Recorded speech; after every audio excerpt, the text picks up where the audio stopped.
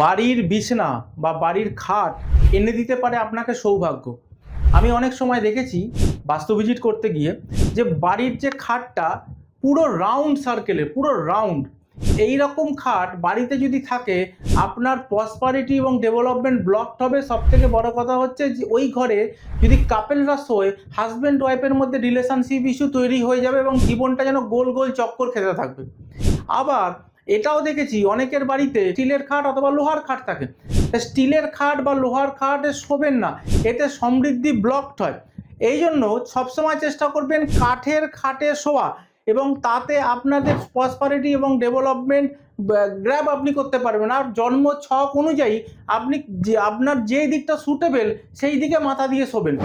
আরেকটা জিনিস হচ্ছে যে বাড়িতে আমি এটাও দেখেছি যে 15 বছর 20 বছর ধরে যে খাটগুলো পড়ে রয়েছে, ওই খাটগুলোকে কোনো রকম সংস্কার করা হয় না, মানে কোনো রকম পালিশ করা হয় না বা রং করা হয় না।